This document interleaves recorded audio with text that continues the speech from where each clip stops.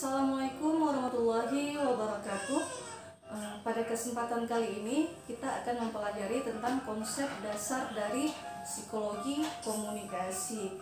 Nah, sebelum kita membahas secara lebih lanjut apa itu psikologi komunikasi, ruang lingkup psikologi komunikasi, ciri-ciri dari psikologi komunikasi dan implementasi psikologi komunikasi ke keseharian kita, kita juga harus menarik lagi ke belakang, kira-kira apa definisi dari komunikasi itu sendiri dan apa definisi dari psikologi itu. Nah, tentu saja adik-adik sudah paham ya apa itu definisi dari komunikasi ya. Komunikasi itu sebenarnya berasal dari kata bahasa Inggris ya, communicate ya, communicate itu untuk menyampaikan pesan, yang itu awalnya itu berasal dari bahasa Latin communis. Tujuannya itu apa? Yaitu untuk mencapai suatu kesamaan ya, kesamaan apa? Kesamaan makna. Dalam artian secara lebih luas dalam perkembangannya itu definisi komunikasi itu sebenarnya banyak sekali didefinisikan oleh pakar-pakar. Hanya pakar-pakar ini kemudian setelah kita rangkum semua ada suatu titik temu yang mendefinisikan komunikasi itu sebagai proses penyampaian pesan ya dari seorang komunikator kepada komunikan ya melalui media tertentu untuk mencapai commonness tadi ya, suatu kesamaan makna. Intinya dari tujuan dari komunikasi itu adalah apa yang disampaikan oleh komunikator terhadap komunikan itu tersampaikan secara efektif. Nah, jika pesan yang disampaikan oleh komunikator kepada komunikan itu tersampaikan secara baik, disitulah disebut proses komunikasi yang semakna ataupun efektif. Nah, itu jika kita memaknai definisi dari lingkup komunikasinya. Nah, menariknya di sini ya, komunikasi itu sendiri menjadi suatu bidang ilmu yang sifatnya itu fleksibel sekali. Dia di antara cabang-cabang ilmu sosial lainnya, memang komunikasi itu masih menjadi ilmu yang tergolong muda. Hanya saja dia hampir mencakup ke bidang ilmu mana saja, apapun ya. Jika di semester 1 dulu ya adik, di semester sebelumnya adik-adik juga sudah pernah belajar tentang kajian sosiologi komunikasi. Nah, itu membuktikan bahwa komunikasi itu bisa masuk ke dalam ranah cabang sosiologi. Nah, pada kali ini komunikasi itu juga bisa digabungkan ke dalam cabang ilmu pengetahuan lain, yaitu psikologi. Pada dasarnya baik sosiologi komunikasi, psikologi komunikasi dan sebagainya itu adalah dua terminologi yang berbeda. Pada contoh seperti sekarang ini psikologi komunikasi itu ada dua terminologi yang berbeda. Ada psikologi, ada komunikasi. Nah, kedua-dua ini sebenarnya adalah cabang ilmu pengetahuan. Psikologi adalah ilmu yang lebih tua daripada komunikasi. Banyak sekali tokoh-tokoh dari ilmu psikologi itu sendiri yang pada akhirnya mendefinisikan definisi komunikasi dan justru lebih memfokuskan dirinya dalam mengkaji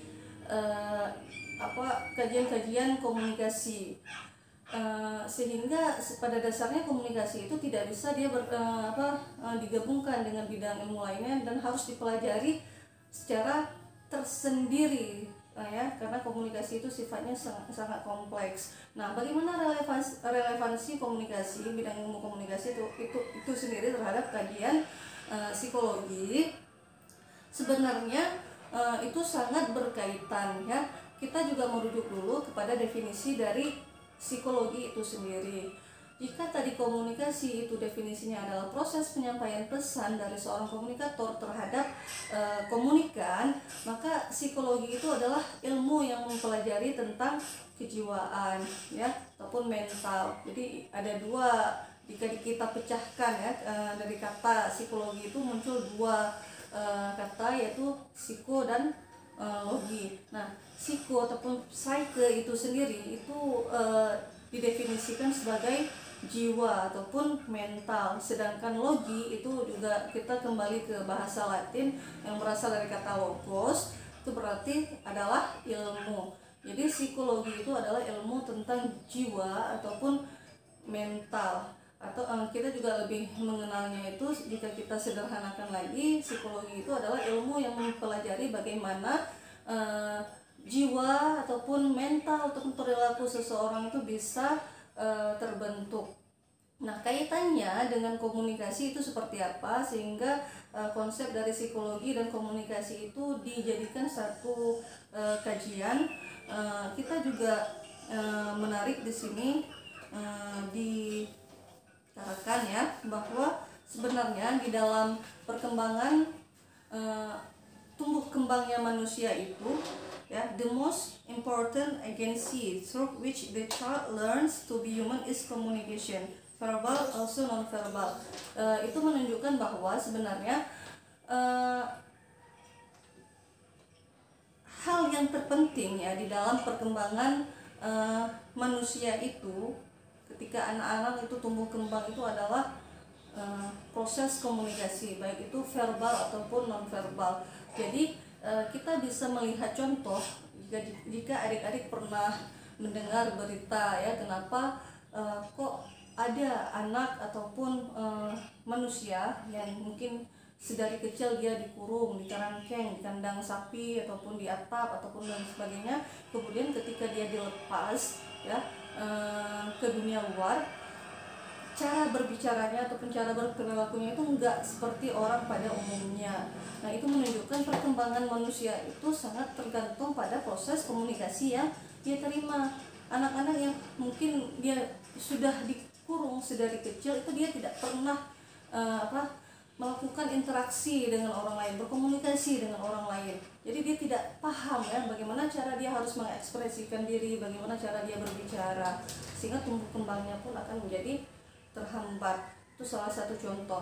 Mungkin yang paling sering kalian temukan itu adalah diri kita sendiri di dalam berkeluarga.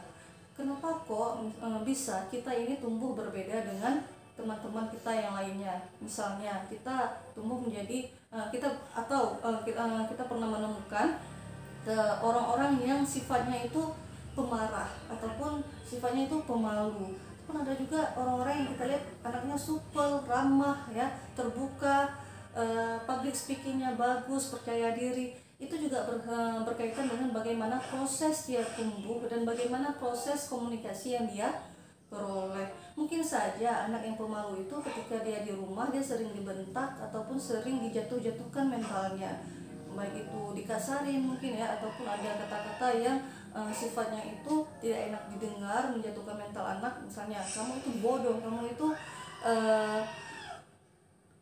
tidak pinter ya, sehingga dia tumbuh menjadi anak yang tidak percaya diri dan pemalu. Berbeda dengan anak yang misalnya tumbuh kembangnya itu dididik secara baik dengan bahasa yang baik ya, selalu diberikan kata-kata yang baik. Misalnya, kamu wah hebat sekali anak ibu ya, kamu pemberani ya. Maka anak-anak seperti itu akan tumbuh ketika dewasanya menjadi orang-orang yang penuh percaya diri juga. Dan itu sangat berkaitan dengan proses komunikasi yang dia terima, baik itu verbal maupun non-verbal. Verbal tadi ya seperti tadi kita memberikan kata-kata yang positif. Non-verbal bagaimana? Ya, kita tidak melakukan hal-hal fisik, misalnya membentak anak ya, ataupun memukul. Itu adalah bentuk komunikasi secara non-verbal, dan itu sangat berpengaruh dalam konteks kejiwaan tadi. Nah, di sini kita sudah menemukan bagaimana relevansi dari psikologi dan komunikasi. Relevansinya itu ya seperti itu tadi ya. Ternyata proses komunikasi yang kita lakukan ya sebagai manusia dari sedari kita kecil sampai dewasa sangat berpengaruh terhadap proses mental ya. Karena psikologi itu tadi adalah peristiwa mental ataupun kejiwaan kita. Jadi sangat berkaitan sekali.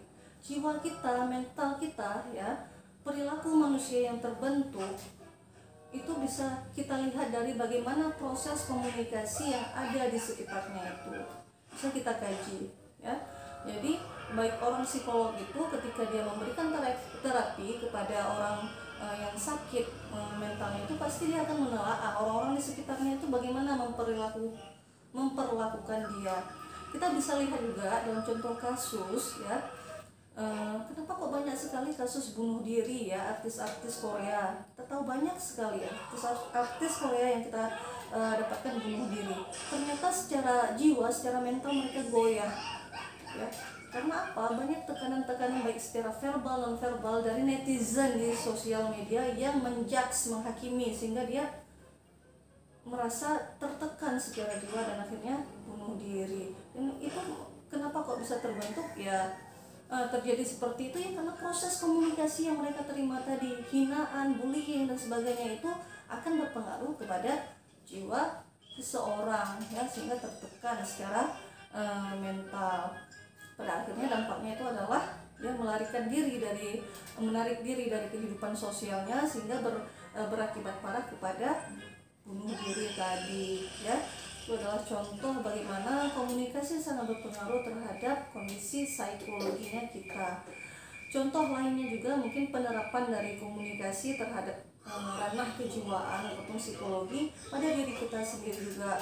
Dalam konteks kajian komunikasi massa misalnya, kita saat ini tidak terlepas dengan penggunaan media massa. Ada televisi ya, sekarang radio, dan pada tahap modern sekarang ini kalian pasti sudah punya handphone yang bisa mengakses apapun ya di luar. Sosial media kalian semua punya, TikTok, Facebook, Instagram dan sebagainya kalian punya. Dan di situ kalian ada dorongan ya di situ secara naluriah ya. Kalian berperilaku secara sosial media ya, mengupload video, mengupdate status. Nah, itu juga bisa kita kaji dalam ranah kajian psikologi ya. Ketika kita mengupload ya, dikomentari oleh orang-orang lain ya, chattingan dan sebagainya, itu adalah peristiwa komunikasi. Nah, efek yang kalian temukan dengan kalian berkomunikasi itu terhadap diri kalian sendiri, itu adalah peristiwa jiwa, peristiwa psikologi. Misalnya kalian update status ya, update status. Tujuan update status apa? Secara naluriah kalian pasti mencari like ya, love, ngecek lagi udah banyak yang like atau belum. Ketika sedikit yang like, kadang-kadang kalian merasa wah ini postingan saya nggak menarik, ataupun banyak yang dislike, oh berarti postingan saya tidak menarik. Berdampak secara psikologis ke kondisi kita, itu berpengaruh ya. Kita akan merasa wah kita ini menarik perhatian atau tidak menarik perhatian. Nah, itu juga gejala-gejala proses psikologi komunikasi yang terjadi di era kontemporer seperti saat ini. Nah, ruang lingkup dari psikologi komunikasi itu sendiri sebenarnya saya sudah membahas tadi di sela-sela ya. Kajian psikologi komunikasi itu sebenarnya ya tentu saja dia berbeda dengan kajian di bidang lainnya. Jika dulu kalian mempelajari sosiologi komunikasi, nah ranah sosiologi ini lebih membahas ke konteks bagaimana komunikasi berperan dalam interaksi sosial masyarakat, lebih ke hubungan antar masyarakat ataupun hubungan antar kita sebagai manusia dengan orang lain ya, lebih membahas pada konteks hubungan sosial tadi. Itu adalah ranah kajian sosiologi komunikasi. Nah, jika filsafat komunikasi ya, itu konteks filsafat lebih membahas pada konteks bagaimana proses komunikasi itu menjadi cara seorang individu itu menemukan kebenaran ya, proses kita mencari kebenaran yang hakiki di alam semesta kita ini, itu menjadi konteks kajian dari filsafat komunikasi. Nah, berbeda dengan psikologi komunikasi, karena psikologi komunikasi itu lebih melihat bagaimana komunikasi berperan terhadap jiwa ataupun mental seseorang ya. Jadi berbeda, tentu saja berbeda. Nah, sebenarnya psikologi komunikasi itu pada pertemuan selanjutnya nanti lebih melihat diri kita itu sebagai seorang komunikan ya, penerima pesan, bagaimana dampak dari proses komunikasi terhadap diri kita itu sendiri, diri manusia, diri komunikator ya. Jadi psikologi itu bisa diibaratkan sebagai peristiwa mental, sedangkan komunikasi itu adalah peristiwa sosial. Nah, ketika peristiwa sosial itu bertemu dengan peristiwa mental kita, yaitu disitulah menjadi kajian psikologi komunikasi.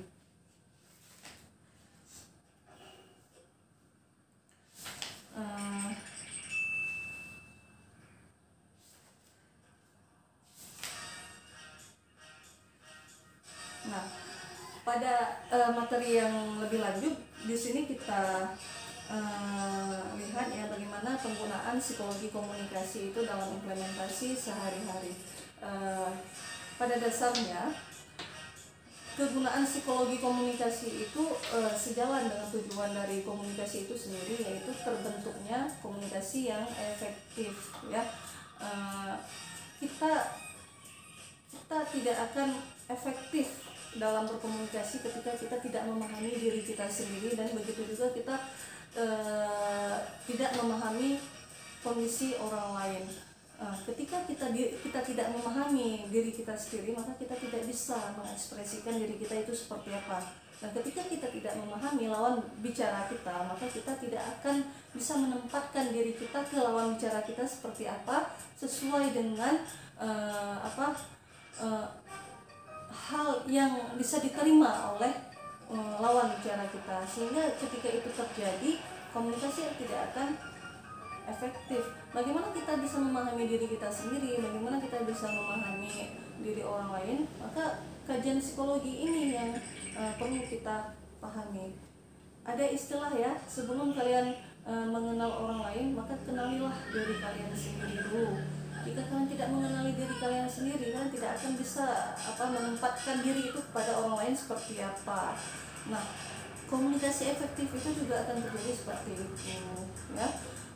Contoh saja ya, kalian ingin berkomunikasi dengan orang tua ya, biasa nih anak-anak mahasiswa ya, perlu uang ya, ketemu sama orang tua, kalian mau meminta uang, caranya seperti apa ya, kalian harus tahu dulu ya orang tua kalian itu dalam kondisi seperti apa. Nah, jika kalian tidak mempelajarinya itu ya, mempelajari kondisi orang tua seperti apa sebagai pemikiran, kalian minta uangnya, rupanya orang tua lagi baru dimarahi di kantor ya, misalnya dimarahi sama pimpinan, terus kalian minta uang banyak, ditambah lagi orang tua banyak pekerjaan yang menumpuk di rumah dan di tempat kerja, kalian tiba-tiba minta uang, saya yakin nggak efektif jadinya ya, nggak efektif, dan itu justru akan